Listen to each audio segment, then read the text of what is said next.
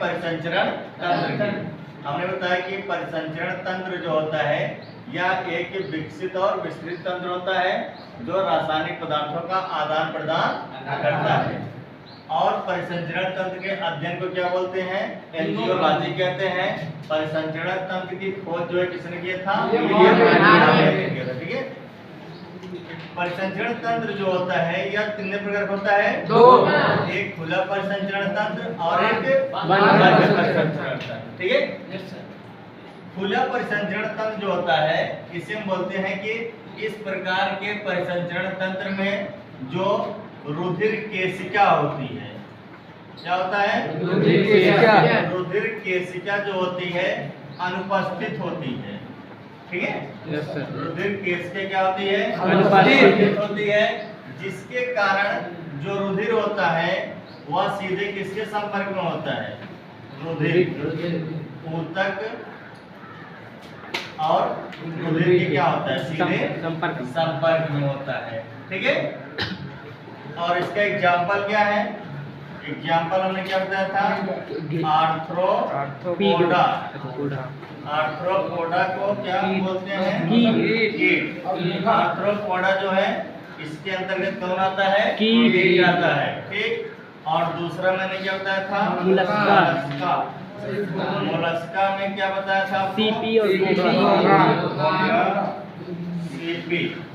ठीक है। और देखो एक्सेप्ट इसको छोड़कर एक्सेप्ट सिफाइलोपोडा, एक्सेप्ट सिफाइलोपोडा। ठीक है। सिफाइलोपोडा को छोड़कर जितने भी मोलस्क होते हैं उन सबका परिसंचरण तंत्र कैसे होता है? खुला होता है। और आर्थ्रोपोड का परिसंचरण तंत्र कैसे होता है? खुला होता है। इसका मतलब होता है कि इनमें जो होता है रुधिर केशिका नहीं पाई जाती है, जिसकी वजह से इनका रुधिर जो होता है ऊतक और रुधिर के मतलब के सीधे संपर्क में होता है। ठीक है। अगला मैंने क्या बताया आपको? बंद परिसंचरण तंत्र। बंद परिसंचरण तंत्र जो होता है ये निम्न प्रकार का होता है। ठीक। एक होता है, चलो अभी इसको बाद में डिटेल करेंगे, पहले जाओ। बंद परिसंचरण तंत्र जो होता है हम इसको बोलेंगे कि इस प्रकार के परिसंचरण तंत्र में रुधिर केशिका उपस्थित होती है, जिसके कारण, ठीक है, जिसके कारण ऊतक और रुधिर दोनों का संपर्क आपस में कभी नहीं होता है। ठीक है। मतलब कि ऊतक और रुधिर जो होंगे ये एक दूसरे से आपस में कभी नहीं मिलेंगे। इसका कारण क्या है कि इनमें रुधिर केशिका पाई जाती है और इनमें रुधिर केशिका क्या होती है? एब्सेंट होती है। रुधिर केशिका क्या होती है? एक पतली नलिका होती है। ठीक है। ऐसे करके जब हायर क्लास पढ़ोगे तो केमिस्ट्री की प्रैक्टिकल में दिखाया जाएगा। ऐसे पतला ट्यूब रहेगा और दोनों तरफ से खुला रहेगा। ठीक है। तो ऐसे हम लोगों में ब्लड में भी होता है। तो बंद परिसंचरण तंत्र में क्या होगा? रुधिर केशिका उपस्थित होगा। रुधिर केशिका क्या होगा? उपस्थित होगा। ठीक है। एग्जाम्पल क्या हो जाएगा इसका? इसका एग्जाम्पल हो जाएगा मनुष्य। क्या हो जाएगा? मनुष्य, केचुआ, खरगोश,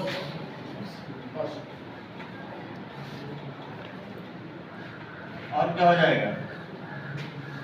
चूहा। ठीक है। तो कहने का मतलब कि जितने भी अब स्तनधारी जंतु होते हैं, उसके बाद जो पक्षी होती है, ठीक है, और उसके बाद जो रेप्टाइल्स होते हैं, ठीक, और उसके बाद जो फ्रॉग होते हैं, जो फिश होते हैं, इन सब का रुधिर जो होता है कहाँ बहता है? बंद नलिकाओं में बहता है। और किसका बंद नलिकाओं में बहता है? केचुए का भी बहता है। ठीक है।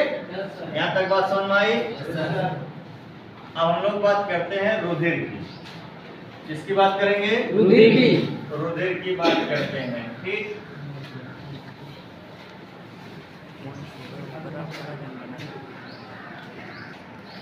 अब हम लोग बात करते हैं रुधिर क्या होता है। ठीक। पहले जान लो इसे। रुधिर के अध्ययन को हेमाटोलॉजी कहते हैं। क्या बोलते हैं?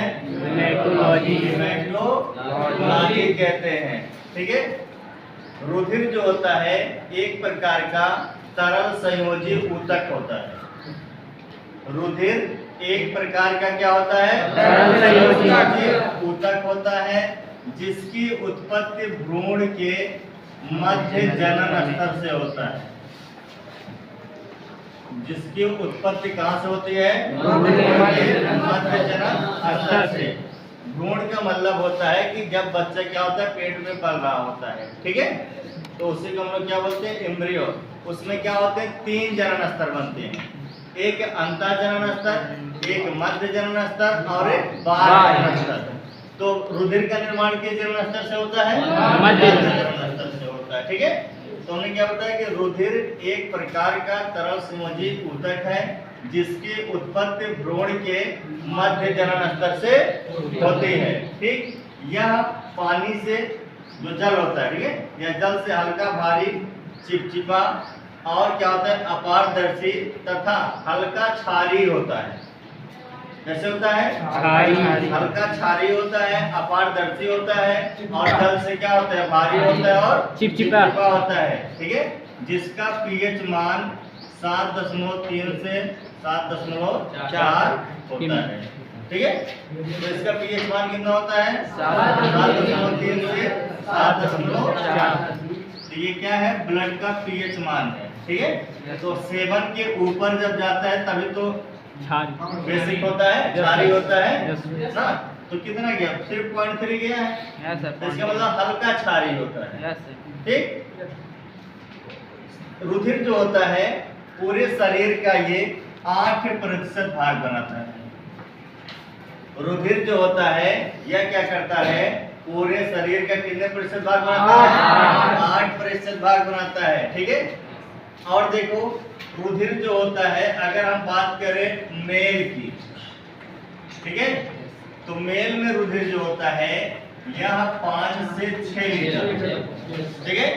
अगर यही हम लोग बात करेंगे इसकी फीमेल की बात करते हैं, तो रुधिर जो होता है 4 से 5 लीटर होता है। ठीक। ऐसे क्यों है? क्योंकि एक सामान्य पुरुष का जो वजन होता है वो 70 किलोग्राम होता है। कितना होता है? 70 किलोग्राम। और ये सब एज के ऊपर डिपेंड होता है। ठीक है। और एक सामान्य स्त्री का जो होता है 55 किलोग्राम होता है। ठीक। तो इसीलिए इनका क्या होता है? ब्लड हम लोगों से कम होता है। मेल में हीमोग्लोबिन जो होता है, अभी कल लिखाया था ना हीमोग्लोबिन के बारे में, कि हीमोग्लोबिन क्या होता है? एक प्रकार का लौह युक्त वर्णक हीम और ग्लोबिन प्रोटीन से बना हुआ है ना। तो हीमोग्लोबिन मेल में जो होता है 14 से 16% होता है, और फीमेल में जो होता है यह 12 से 14% होता है। तो हीमोग्लोबिन क्या होता है? कम होता है। इसीलिए क्या होता है? ब्लड भी कम होता है, वेट भी कम है, तो वेट के आधार पे ब्लड भी क्या है? कम। ठीक है। यहाँ तक बात समझ में आई? Yes sir. रुधिर के जो होते हैं 2 घटक होते हैं, 2 घटक से मिल के बना हुआ है। ठीक है। देखो कितने घटक से मिलके बना है? 2 घटक को इंग्लिश में बोलते हैं कंपोनेंट। ठीक है। तो नंबर 1 है प्लाज्मा। क्या है? प्लाज्मा है। और नंबर 2 क्या है? ब्लड कार्पसेल्स, रुधिर कणिकाएं। क्या बोलेंगे? रुधिर कणिकाएं। ठीक। ये जो प्लाज्मा होता है यह पूरे रुधिर का 55 से 60% भाग बनाता है। ठीक है। प्लाज्मा जो है वह रुधिर का कितना प्रतिशत भाग बनाता है? 55 से 60% भाग बनाता है। और ये ब्लड कार्पसेल्स होते हैं, ये रुधिर का 40 से 45% भाग बनाता है। ठीक। बात समझ में आई? अब हम लोग जानते हैं कि प्लाज्मा क्या होता है। प्लाज्मा एक प्रकार का क्या होता है? जलीय पदार्थ होता है, वाटरी फ्लूइड है। ठीक है। इसकी मात्रा जो होती है लगभग 90%, मतलब कि प्लाज्मा में 90% क्या है? वाटर है। इसीलिए क्या बोलते हैं कि प्लाज्मा एक जलीय पदार्थ है, वाटरी फ्लूइड है, ठीक है।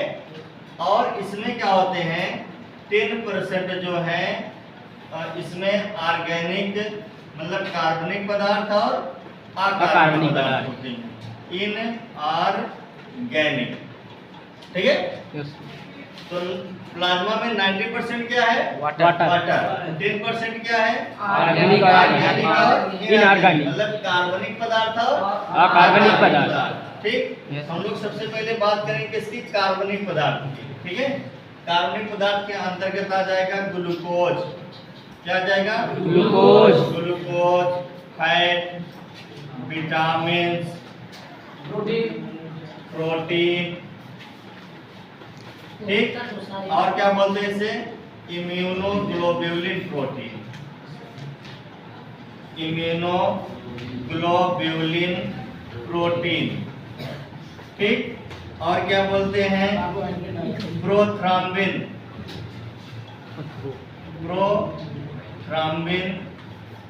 फाइब्रिनोजन,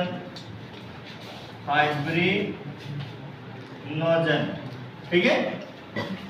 और बहुत सारे होते हैं लेकिन जो इम्पोर्टेंट है उसको लिख दो। ग्लूकोज है, फैट है, विटामिन है, प्रोटीन है, इम्यूनोग्लोब्यूलिन है, प्रोटीन है, और प्रोथ्रम्बिन प्रोटीन है, और क्या है फाइब्रिनोजन है, और क्या होता है हिपैरिन, और क्या होता है हिपैरिन, ठीक। तो ये सब क्या है, कौन से पदार्थ हैं, कार्बनिक पदार्थ, ठीक है।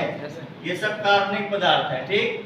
जैसे कि आपको पता है कि हमारे शरीर के अंदर जो है जो आर्टरी और वेन्स है, धमनी और सिरा, इन दोनों के अंदर ही क्या होते हैं, रुधिर बहता है, ठीक। तो जैसे जब शरीर के अंदर रुधिर बह रहा है तो इनमें से कौन सा पदार्थ है बताओ जो रुधिर को जमने नहीं देता है। नहीं तो हमारा ब्लड क्या हो जाएगा, क्लॉट हो जाएगा, जम जाएगा ना। लेकिन ब्लड हमारे क्या होता है, कंटिन्यू प्रेशर के साथ क्या करता है, फ्लो करता है। तो शरीर के अंदर इनमें से कौन सा प्रोटीन है या कौन सा कार्बन पदार्थ है जो रुधिर को जमने नहीं देता है, नहीं देखो हिपैरिन, कौन सा है हिपैरिन जो होता है यह एंटी कोआगुलेंट की तरह काम करता है, ठीक है। रुधिर स्कंदन मतलब कि ये क्या करता है, शरीर के अंदर जो रुधिर हमारा बह रहा है उसमें रुधिर का थक्का बनने नहीं देता है। बात समझ में आई? अब क्या होगा, जैसे कि हम लोग मान लो चोट लग गई और हमारा रुधिर क्या हो रहा है, फ्लो हो रहा है, बह रहा है ना, तब कैसे जो है रुधिर बंद होता है, प्लाज्मा के कारण, प्लाज्मा फाइब्रिनोजन। दो हैं, एक क्या है फाइब्रिनोजन और दूसरा प्रोथ्रम्बिन। दूसरा क्या है प्रोथ्रम्बिन। ये दोनों क्या होते हैं, कोआगुलेंट होते हैं। क्या होते हैं, कोआगुलेंट। इसका मतलब कि ये दोनों क्या करते हैं, रुधिर के थक्का को जमाते हैं। जब देखो चोट वोट लग जाते हैं तो हम लोग पट्टी उट्टी बांध लेते हैं, तो 2-3 मिनट में 4 मिनट के अंदर रुधिर क्या होता है, बंद हो जाता है, ठीक। अगर 2.5 मिनट से लेकर जो है 4 मिनट के अंदर में ब्लड बंद हो जाता है, इसका मतलब है कि आपका ब्लड सही है, ठीक है। तो 2.5 मिनट से लेकर कितने 4 मिनट के अंदर में, ठीक। इसीलिए पट्टी बांधते हैं ताकि ब्लड का फ्लो ना हो। तो यही क्या करता है, फाइब्रिनोजन और प्रोथ्रम्बिन, ये दोनों क्या करते हैं, वहाँ ब्लड को क्लॉट कर देते हैं। फिर हमारा ब्लड जो है आर्टरी और वेन्स के थ्रू अंदर ही क्या होता है, बहने लगता है, ठीक। यहाँ तक बात समझ में आई? Yes sir. अब हम लोग बात करते हैं इनऑर्गेनिक की। इनऑर्गेनिक में क्या क्या मिलेगा, zinc, calcium, iron, potassium, sodium, bicarbonate, ठीक है। तो क्या क्या मिल रहा है, जिंक है, कैल्शियम है, आयरन है, पोटेशियम है, सोडियम है, बाइकार्बोनेट है और फास्फोरस है। और क्या है, फास्फोरस। ये सब कौन से पदार्थ होते हैं, अकार्बनिक पदार्थ होते हैं, ठीक। अगर हमारे शरीर में क्या हो, आयरन की कमी हो जाए तो हम लोग क्या करेंगे, पालक खाएंगे, ना? यस क्या खाएंगे? पालक। पालक खाएंगे। कैल्शियम की कमी हो जाए तो भी क्या करेंगे? पालक खाएंगे। तो ये सब क्या करते हैं? फास्फोरस, ये सब क्या करते हैं? हम लोगों के हड्डियों को मजबूत बनाते हैं। क्या करते हैं? जो हड्डियां होती हैं उनको मजबूत बनाने का काम करते हैं। ठीक, तो प्लाज्मा समझ में आया? Yes sir. देखो, तो प्लाज्मा में एकदम सिंपल सा है, क्या है कि प्लाज्मा एक प्रकार का जलीय पदार्थ है जिसमें 90% जल और 10% कार्बनिक और अकार्बनिक पदार्थ होते हैं। तो कार्बनिक पदार्थ में glucose, fat, vitamin, protein, immunoglobulin protein, prothrombin, heparin, fibrinogen और बहुत सारे क्या होते हैं? कार्बनिक पदार्थ पाए जाते हैं। अकार्बनिक पदार्थ में क्या है? Zinc, calcium, iron, potassium, sodium, bicarbonate और फास्फोरस पाए जाते हैं। ठीक, यहाँ तक बात समझ में आ गई? Yes sir. चलो अब हम लोग बात करते हैं रुधिर कणिकाएं की, ब्लड कार्पसेल्स। ठीक है, देखो ये जो ब्लड कार्पसेल्स होता है ये 3 प्रकार का होता है। तो हम लोगों में रुधिर कितने प्रकार का होता है? 3 प्रकार का होता है। ठीक है, नंबर 1 क्या है? Red blood corpuscles. इसी को क्या बोलते हैं शॉर्ट फॉर्म में? आरबीसी। ठीक है, दूसरा क्या है? White blood WBC। कार्पसेल्स। देखो व्हाइट का मतलब ये नहीं कि ब्लड जो है सफेद होता है। ठीक है, इसका मतलब कलरलेस, रंगहीन। कैसे ब्लड होगा? रंगहीन होगा। ये मत समझ लेना कि व्हाइट है तो हमारा खून क्या होता है, ब्लड क्या होता है, व्हाइट होता है। ये कलरलेस होता है। इसको शॉर्ट फॉर्म में क्या बोलते हैं? WBC। और तीसरा क्या होता है? प्लेटलेट्स। ठीक है, तो हम लोगों के शरीर में 3 प्रकार के ब्लड पाए जाते हैं, एक आरबीसी, एक WBC और एक क्या होता है? प्लेटलेट्स होता है। ठीक है, हम लोग बात करते हैं आरबीसी की। ठीक है, ये जो आरबीसी होती है मानव के रुधिर में सबसे ज्यादा संख्या में पाए जाने वाली होती है। ठीक है, जो आरबीसी होती है इसकी संख्या जो होती है 45 से लेकर 55 लाख पर क्यूबिक मिलीमीटर होता है। कितना होता है? 45 से 55 लाख पर क्यूबिक 45 मिलीमीटर। लाख से 55 लाख पर क्यूबिक मिलीमीटर होता है। और इसका शेप जो होता है ये जो होता है नॉन न्यूक्लिएटेड होता है। नॉन न्यूक्लिएटेड इसका मतलब है कि केंद्रक रहित। ठीक है, आरबीसी में केंद्रक नहीं पाया जाता है। और इसका आकार कैसे होता है? बाइकांकीय होता है, उभयतर। कैसे होता है? बाइकांकीय होता है। इसका जो जीवन काल होता है वह 100 से 120 दिन का होता है। क्या है इसका? 100 से लाइफ 120 स्पान। दिन। तो लाइफ स्पान इसका जो होता है वह कितना होता है? 100 से 120 दिन का होता है। ठीक है, आरबीसी जो होती है इनमें क्या होता है? हीमोग्लोबिन पाया जाता है। हीमोग्लोबिन वर्णक के कारण ही क्या होता है? हमारा जो ब्लड होता है कैसे होता है? रेड होता है। और हीमोग्लोबिन का काम क्या है? ऑक्सीजन को ले जाना। हीमोग्लोबिन एक बार में 4 ऑक्सीजन ले जाता है। ठीक है, यस सर। एक बार में कितने ऑक्सीजन? 4 ऑक्सीजन लेके जाता है। ठीक, तो यहाँ तक बात समझ में आई? Yes sir. अगला क्या है? White blood corpuscles, WBC। ये जो होता है रंगहीन होते हैं। कैसे होते हैं? रंगहीन होते हैं। और इनकी संख्या जो होती है 500 से लेकर 10,000 ठीक है पर क्यूबिक मिलीमीटर होता है। ठीक, चलो मान लेते हैं कि 10,000। ठीक है, लगभग कितना होता है? 10,000 पर क्यूबिक मिलीमीटर होता है। ठीक, और इनमें क्या होते हैं? न्यूक्लियस प्रेजेंट होते हैं। ठीक है, इनमें केंद्रक क्या होगा? उपस्थित प्रेजेंट होगा। और इनका शेप जो होता है अमीबॉइड होता है। कैसे होता है? अमीबॉइड। अमीबॉइड होता है। जैसे अमीबा का कोई आकार निश्चित नहीं होता है, वैसे इसका भी नहीं होता है, इसीलिए क्या बोलते हैं? अमीबॉइड। अमीबॉइड। और इसका जीवन काल जो होता है वह 2 से 5 दिन का होता है। कितना दिन का होता है? 2 से 5 दिन। 2 से 5 दिन का होता है। ठीक, अभी आगे और पढ़ाएंगे इसको।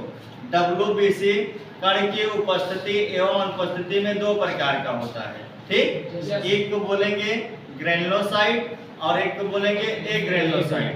ठीक, अब इसकी बात आगे करेंगे। प्लेटलेट्स की बात करते हैं। प्लेटलेट जो होता है हम लोगों के ब्लड में 1.5 लाख से 4.5 लाख पर क्यूबिक मिलीमीटर होता है। ठीक है, 1.5 लाख से कितना? 4.5 लाख पर क्यूबिक मिलीमीटर होता है। ये जो प्लेटलेट्स होता है यह सिर्फ स्तनधारी जंतुओं में पाया जाता है। किसमें मिलता है? और किसी में नहीं मिलता है। ठीक है, मतलब कि मैमल्स में, जैसे हम लोग हैं तो ये प्लेटलेट सिर्फ उन्हीं में पाया जाता है। ठीक है, और ये भी क्या होता है? नॉन न्यूक्लिएटेड होता है। नॉन न्यूक्लिएटेड होता है और ये इसका आकार स्फेरिकल होता है। कैसे होता है? स्फेरिकल होता है और ओवल होता है। ठीक है, और इसका जीवन काल जो होता है वह 7 डेज का होता है। कितने डेज का होता है? 7 डेज का। ठीक, अब देखो इसमें हमने क्या बताया कि केंद्रक नहीं पाया जाता है। इसमें केंद्रक पाया जाता है और इसमें भी केंद्रक नहीं पाया जाता है। ठीक, जैसे कि अभी आप लोगों के ब्लड में केंद्रक पाया जाएगा आरबीसी में। ठीक है, जब तक आप 18 इयर्स के नहीं हो जाओगे, ठीक है, तब तक आपके आरबीसी में केंद्रक क्या होगा? पाया जाएगा। ठीक, जैसे कि मैंने बताया कि आरबीसी में जो है कि केंद्रक नहीं पाया जाता है। ठीक, अब बताओ अपवाद के रूप में ऐसे कौन से स्तनधारी जंतु हैं जिनके आरबीसी में केंद्रक पाया जाता है? जो 18 साल के नीचे।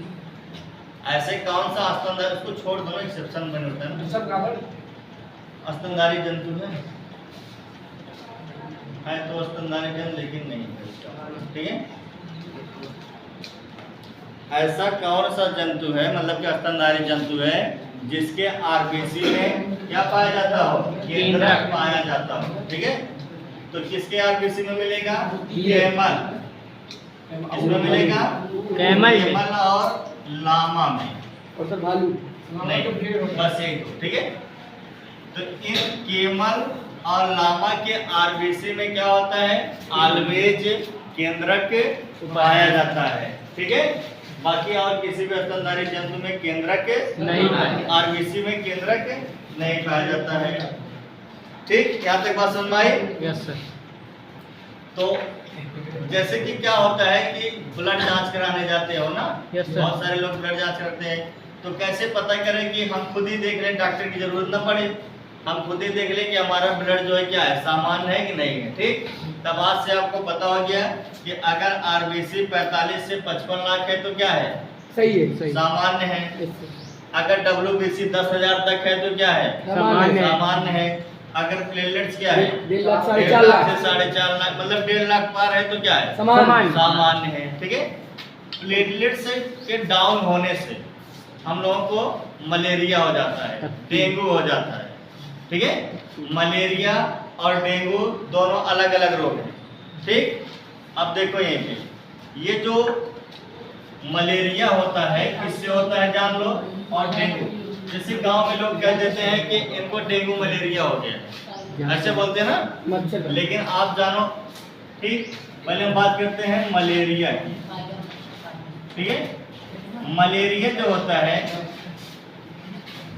इसमें प्रोटोजोआन, मतलब कि इस वर्ग का जो जंतु है मलेरिया जो उत्पन्न करता है, कहाँ मिलता है? प्रोटोजोआन संघ में मिलता है। ठीक है, प्रोटोजोआन मिलता है। ठीक, जिसको हम लोग बोलते हैं प्लाज्मोडियम वाइवेक्स। क्या बोलते हैं? और इसका वाहक कौन है? क्यूलेक्स। ठीक है, इस मच्छर का नाम है। ठीक, इसका वाहक कौन है? क्यूलेक्स। और हम लोग बात करते हैं डेंगू की। ठीक है, डेंगू जो होता है ये वायरस से होता है। किससे होता है? वायरस। इसीलिए इसका नाम क्या है? Dengue virus. और उसको बोलते हैं डेंगू, डेंगू वायरस। ठीक, और इसी को बोलते हैं बैकबोन फीवर। Backbone fever. इसमें हड्डी तोड़ बुखार होता है। कहते नहीं कि हमारी पूरी हड्डियां टूट रही है, बहुत दर्द हो रहा है ना। Yes sir. बैकबोन फीवर ये जो होता है फीमेल एनाफिलीज के काटने से होता है। मच्छर ऐसा हाँ, ठीक है, मतलब कि जो मच्छर काटते हैं वो फीमेल ही काटते हैं, मेल नहीं काटते हैं। ठीक है, जितने मच्छर नहीं, मेल नहीं काटते। ठीक, होते हैं, उनसे साइज में बड़े होते हैं, उनकी संख्या कम होती है और वो घास मिलेंगे आपको। ठीक है, हाँ, जितने भी, हाँ, घास में। और ये जितने होते हैं ये कैसे होते हैं? फीमेल। फीमेल। तो ये क्या है? क्यूलेक्स। और एक क्या है? एनाफिलीज। ठीक है, और देखो खोज की, मतलब कि इसके बारे में सही जानकारी दिए थे उस साइंटिस्ट का नाम है रोनाल्ड रास। ठीक है, क्या नाम है? रोनाल्ड रास नाम है। ठीक, बात समझ में आता है? तो ये मलेरिया किससे होता है? प्रोटोजोआन प्लाज्मोडियम वाइवेक्स से। प्लाज्मोडियम वाइवेक्स का वाहक कौन है? मच्छर है, क्यूलेक्स मच्छर। Yes sir. ठीक है, और उसके बाद जो है डेंगू वायरस जो होता है, डेंगू जो होता है वो किससे होता है? वायरस से। और उस वायरस का नाम क्या है? Dengue virus. और इसका वाहक कौन है? एनाफिलीज। ठीक है, बात सुन में आई? Yes sir. क्या हुआ?